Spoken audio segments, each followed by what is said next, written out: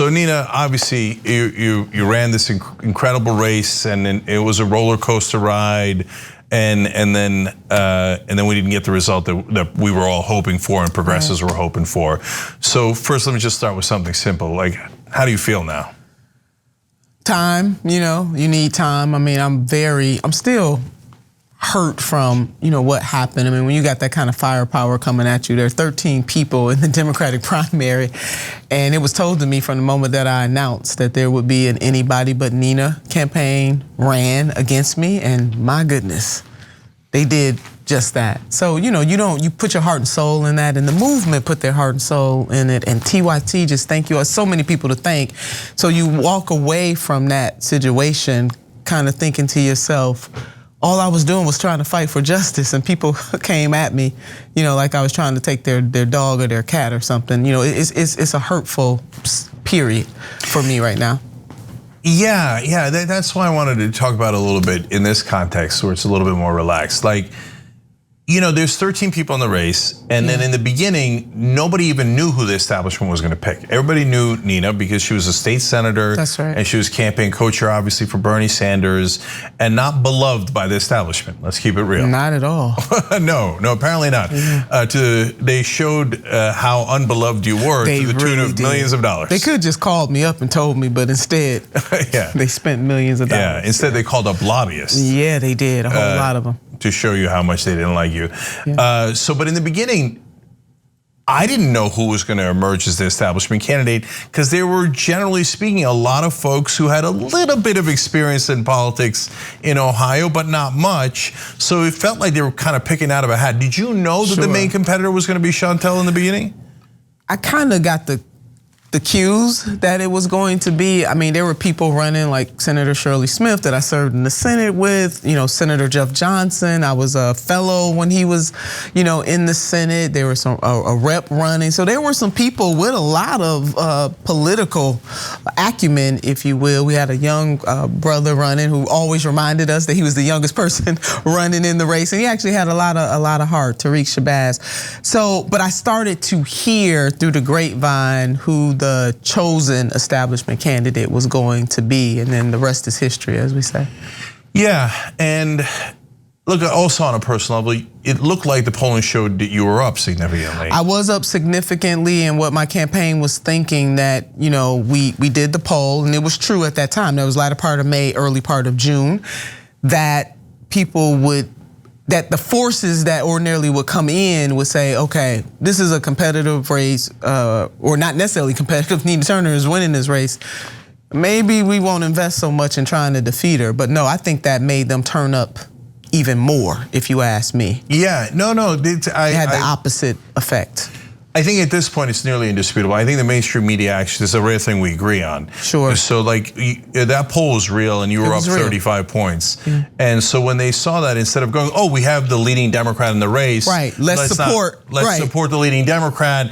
And let's not waste money in a primary, which is the excuse they often make when it's a progressive challenging an incumbent or challenging an establishment Democrat. But in this case, when the roles were reversed, open primary, the former Congresswoman is now Secretary of HUD in a clearly solidly Dem district. So you're gonna get a Democrat one way or the other, but it's what kind of Democrat. And I was also told, Cenk, by people who are more on the corporatist side, who actually supported me, a donor, as a matter of fact, who navigate those circles, asked the question, why are you coming after Nina Turner like this? And this person was told she is not the right kind of Democrat.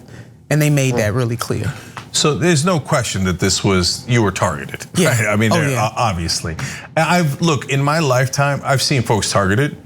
I've been targeted. Sure, right? yes. So we've seen that. And by the way, when folks are targeted by the establishment, they are progressives about 100% of the time. You could be as conservative a Democrat as you want. You could be Cuellar in Texas, you could be Lipinski in Illinois. It doesn't matter how conservative you're, Gottheimer, it doesn't matter how conservative you are. You're never gonna get targeted by the Democratic Party. But if you're progressive, and even if you have a 35-point lead, even if there is no incumbent, even if everything is checked off that you need to be, right? Yeah. They're still gonna come after you. In fact, it turns out they can come after you even more. Even more. Not less, right? So in a sense, unfortunately, you're race was like the ultimate test of whether progressives are welcome in the Democratic Party, and we got a resounding answer, which was hell no. No, we're not welcome. And then even look at what's happening to India Walton, who's running in Buffalo. She wins the primary, against the incumbent. I mean, that was an incumbent. And now this incumbent has decided during the general, they're gonna do a write-in campaign to try to stop her. Not only is she a progressive, she identifies as a democratic socialist. She won that primary, but they're coming for her all the way through the general. So we can give you example after example. The progressive movement is gonna have to understand, and one of the things, and I'm doing a deep dive into my campaign, the good, the bad, and the ugly, things that were in our control, and also things that were not in our control, to analyze both for our campaign, but also for a larger movement. One thing is crystal clear from this campaign, that the corporatist wing of the Democratic Party will link up even with Trump Republicans to try to stop the progressive, to stop us because we want Medicare for all, $15 an hour minimum wage, moving up to a living wage, to deal with climate chaos. Because really, what was my crime? I ran a very policy, and this, Cenk, and you talked about this and others on the TYT team night after night. I ran a very policy-oriented campaign, and I'm very proud that I did just that. So again, when you just look at it, face value, what was it about me that made them come so hard? It was because I was the progressive. And I think another thing, they want to stifle the hopes of the progressive movement, and so that made them come after somebody like me with a national profile, beloved. Ohio, like 85% of the donations that I got from the great state of Ohio came from the 11th congressional district. And even though we didn't win this race, we won the majority of working class blacks, Hispanics, and whites. So it did show that the progressive agenda, see, it wasn't the agenda, it was about me, the individual. Yeah, there's no question about that. And one more thing. So it was the media, right? And so here, I'll give you an example. Now, when you made a half a sentence about Joe Biden, critiquing him, but then saying something worse about Donald Trump, right? Something significantly worse about Donald Trump. The media framed you as being against Democrats, as if you were more right wing. But wait a minute, you're more left wing, you're more progressive, and arguably more of a Democrat. Now, and if you just took that comment out of context, you might say, well, okay, but she did say it, right? And maybe they thought it was like the most important thing in the world, even though it has nothing to do with policy.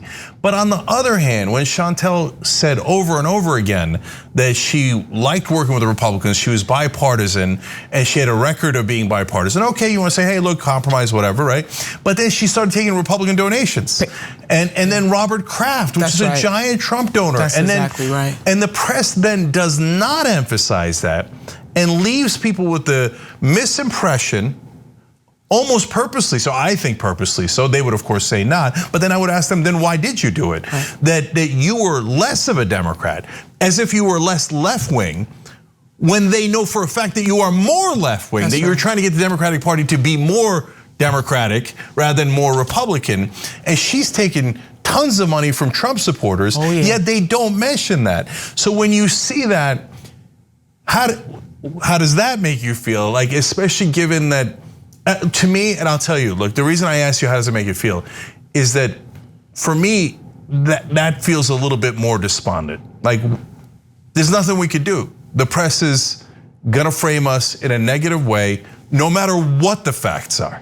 And that's why we need more independent media like TYT. Thank God for TYT and others of our independent media sisters and brothers and family and friends out there, because we need people who are going to tell the other side of this. Who's more of the Democrat? The person that's aligning with Trump Republicans, taking their money, the person that, for the other side, encouraged Republicans to vote. We are open primary state in Ohio, and I do support. I support open primaries, but they encouraged Republicans to actually vote in this race, to vote against me. So it was clear that I was the target. Anybody but Nina, 12 candidates, and anybody but Nina campaign. But Cenk, I want to take this just one step further. What is the biggest question? What really is the measure of whether or not we are making progress in this country? Is it how we critique two systems, because that's really what I was, neo-fascism and neoliberalism, and I've said time and time again, but let me say it here. Neo-fascism is worse, it is quicker.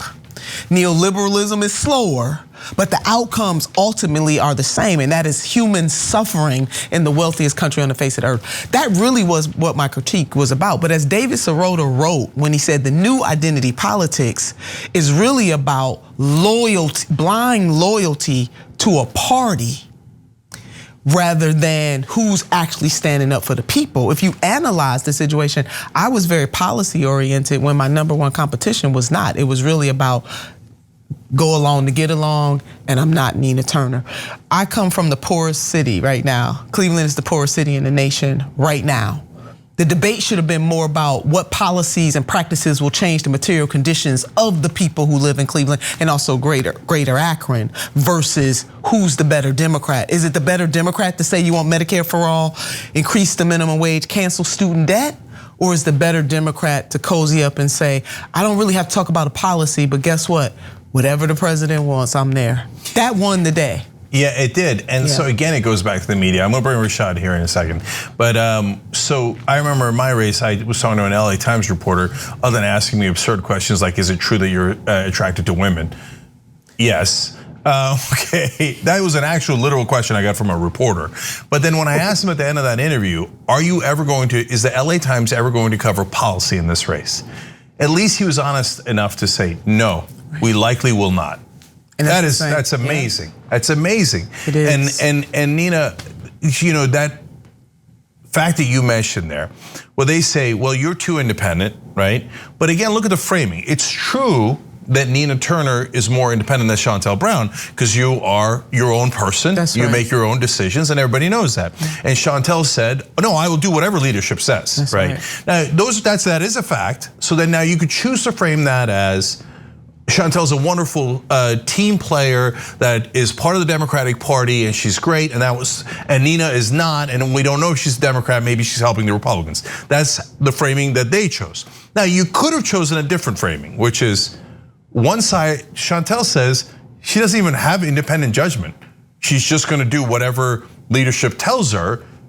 And that's not what this district needs. This district needs someone who's gonna fight for this district, not fight for Nancy Pelosi's district or whatever Biden's agenda is. That doesn't mean you're not a Democrat.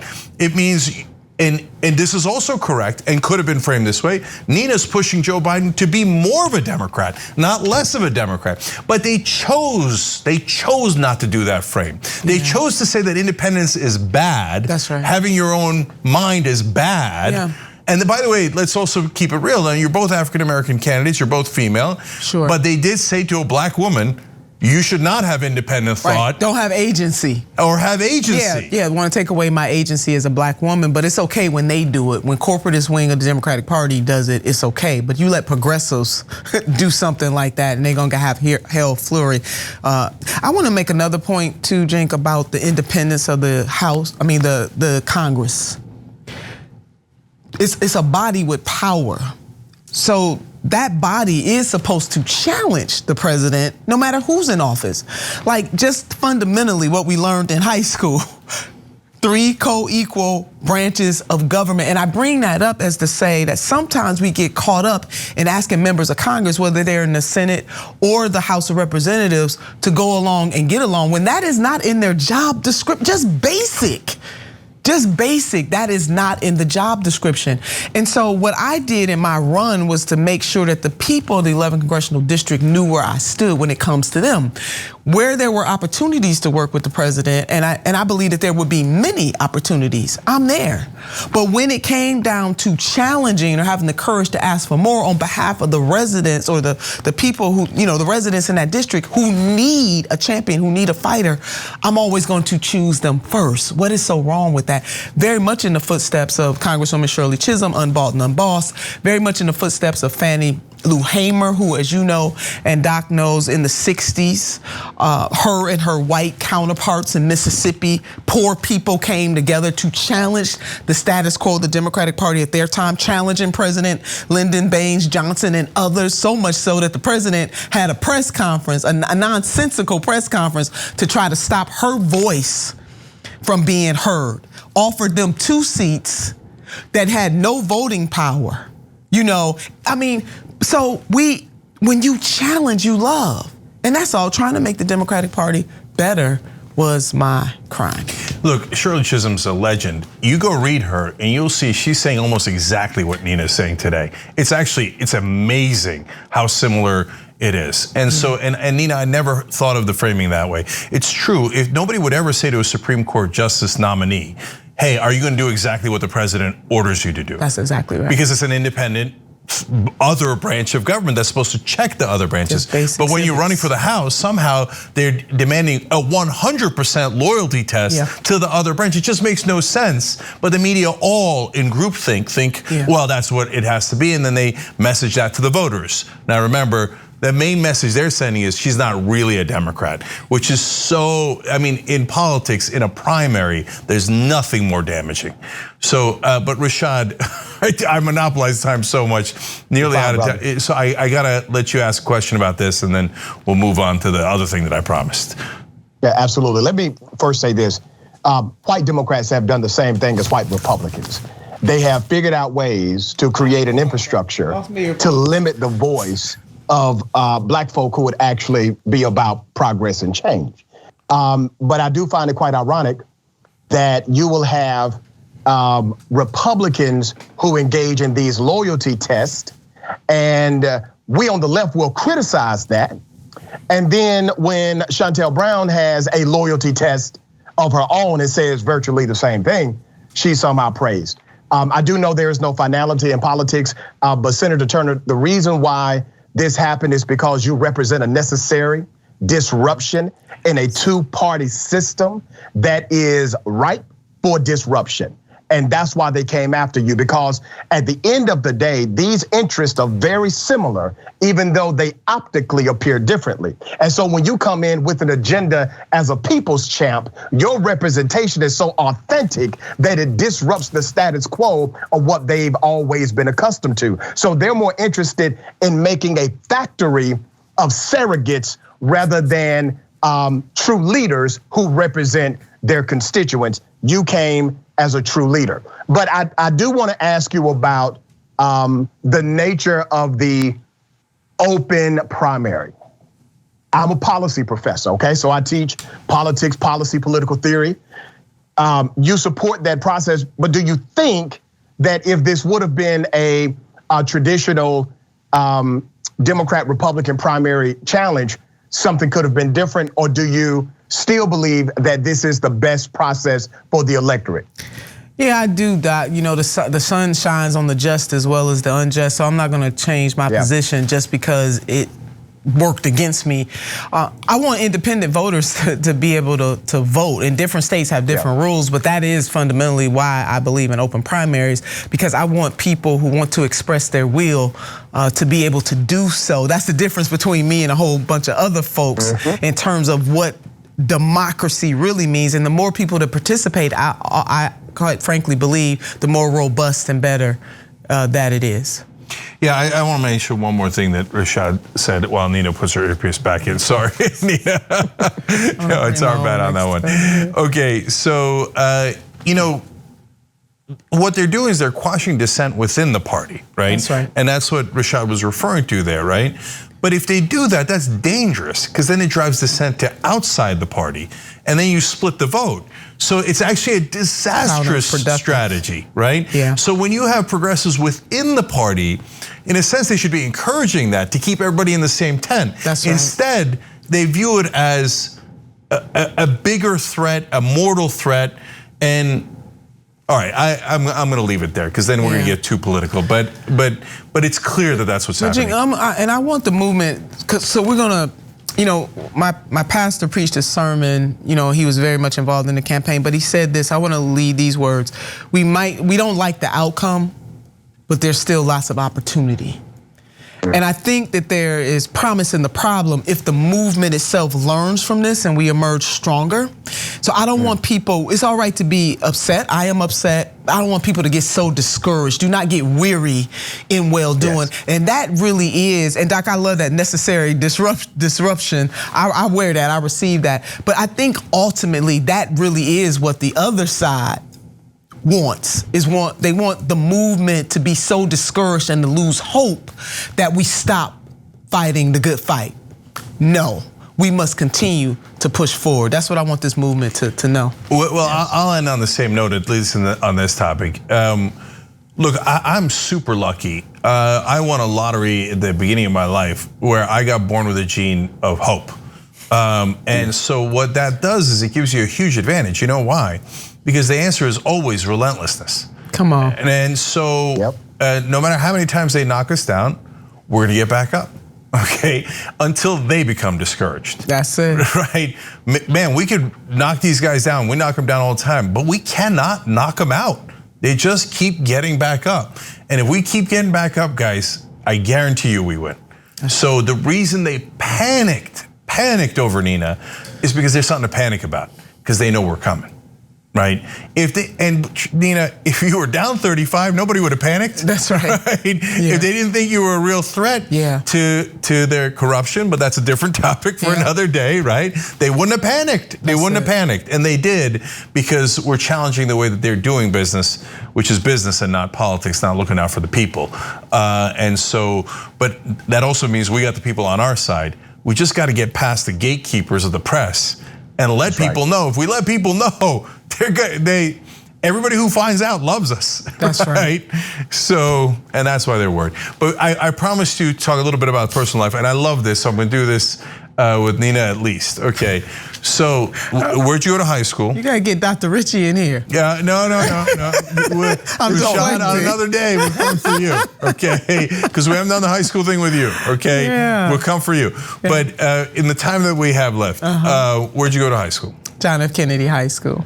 Okay, so that's in Cleveland, Ohio, okay, yeah. Well, because I got news for you. There's John F. Kennedy High School. Yeah, that's everywhere. true. No, that's you're absolutely right. Many John F. Kennedy High Schools. That's right. Okay, so you went to high school in Cleveland, and what were your extracurricular activities at all? If any, sports, band, key club? I participated in track. Oh, okay. And I also participated in the drama club.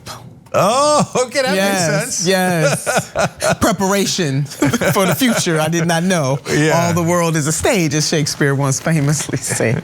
But yeah, I was shy though. I mean, if you really want people to know something about me that they don't know, Cenk and Dr. Richey, I am actually shy. Not was shy, I am still shy to this day. Nobody believes me. That. Wait, you don't believe me? I don't believe you either. It's the only time I've ever not believed you. Well, look, there could be a dichotomy, and you and I talked about this actually in Cleveland before the town hall. Like when I was in high school, the cool kids made me think I was lesser than. Right? Me too. You too? I was not the cool kid. No, neither was I. And so we're cool now though. Well, for some. Bless you. And so even though my natural personality is obviously not shy, right? It made me shy because it made me question myself. Sure. Right? Wait, they seem to know something and think that I don't know it. And so and as a rational person, I thought maybe I don't. They all seem to agree that I don't know these important things of how to be cool and which brand to wear. And back in my day, do you pull the socks all the way up or do you put them down or somewhere in the middle, right? Etc. And so it made me shy when I wasn't shy. Yeah. Is that it or no? You're like internally, I'm actually shy. No, a little bit of both. I mean, I went through something different, which is colorism. And we talk a lot about racism, but we don't talk about colorism. And so just for people who were like, what is she talking about? The whole notion that beauty and everything you are from a phenotype, the closer to white it is, the more beautiful. And so we internalize that, and then it is recycled, through generationally that. And so I went through that as a darker skinned Black woman in growing up in the 80s, coming of age in the 80s. But Yeah, colorism was the thing. So I remember a lighter skinned student of mine, not student, but classmate, excuse me, we were standing in line for a field trip. This was elementary school. And she came up and she rubbed her hand across my face, and then she rubbed her face, and she proudly said, "My skin is softer than yours because I'm lighter than you." And let me give you another, so that works on your mind, works on your how you feel about yourself and your value and your self-worth. Even though my mother, who was lighter skinned, would always say the darker the berry, the sweeter the juice, trying to compensate for what was happening to me. One more quick story. When I was in high school, or it was a play I was trying out for, and this didn't happen at John F. Kennedy High School because I spent 1 year at another high school. But I wanted to be Lucy in a Charlie Brown play. And I'm telling you, I played a hell of a Lucy. I know I did. And I just knew I was gonna get that part. You know how you just know? Yeah. And my drama teacher, looking at the board and seeing all the names, and I went up and said, "Hey, why did I get the Lucy?" And he said, "You were the best Lucy, Nina, but Lucy ain't black." Yeah. Yeah, so look guys, by the way, just so you know, what she said about colorism, that exists all across the world, unfortunately. Yeah. And so both racism and colorism. So, and you mentioned Barry, it's kind of interesting you said that. So I'll tell you this awful thing that exists in Turkey. So there's an old saying that the woman is more attractive if she is so white you could see a dark grape go down her throat. Wow. Which I always think like, woo. But so look at that, right? So among Turks, I'm a darker skinned Turk, and my dad is a darker skinned Turk. My mom is lighter skinned, right? And so, and my dad was poor, and then he was darker when he was younger. You know why? Because he was in the fields. Yes. Right, and he was a farmer, and part of this colorism comes from the super old school of, well, if you're darker, it meant you were in the fields and you were poor and not as good, right? And the rich folks who were lazy and did nothing and got to be a lighter shade back in the day, that was like, oh, that's good, congratulations, right? So that so poison sad. Unfortunately exists everywhere. Now, if we're way past time, so if I had more time, I'd ask you about drama club or just one last thing, because I'm gonna give Rashad the last question, because I've talked so much. I'm sorry, Rashad. You're fine, brother. I sucked in track, but I was really good in football, and I was mediocre in wrestling. Were you good in track or? I was good. I didn't keep it going because of poverty. My mother couldn't afford our shoes. I come from a working poor family, so that's another kind of stigma too. But yeah, I was the first leg of the 440, so I was okay. I was all right. Okay, you and Bernie Sanders. Bernie Sanders was a great basketball player. And he was a distance runner, I believe. That's right. That's right. Yeah, well, we're all distance runners now. Yes, we are. Amen. All right, Rashad, you get the last question. All right, so let me ask you, sister, do you believe your drama background really did prepare you for eventually coming out of that shell and getting into politics?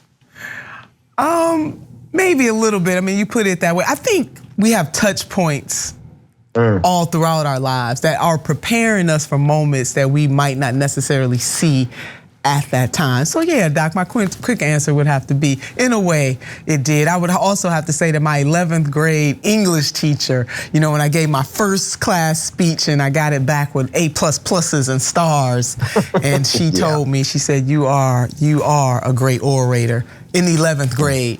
And I think she was planting that seed in me. And look at me now. So Miss Mildred Gardner, I love you. Yeah, well, I'll double down on that. For me, it was Mrs. Rosenberg in 4th grade, who let me dare to think that I might not be so bad, right? So to all the wonderful teachers out there, thank you on behalf of all of us. Thanks for watching The Young Turks, really appreciate it. Another way to show support is through YouTube memberships. You'll get to interact with us more. There's live chat emojis, badges. You've got emojis of me, Anna, John, JR, so those are super fun. But you also get playback of our exclusive member-only shows and specials right after they air. So all of that, all you gotta do is click that join button right underneath the video. Thank you.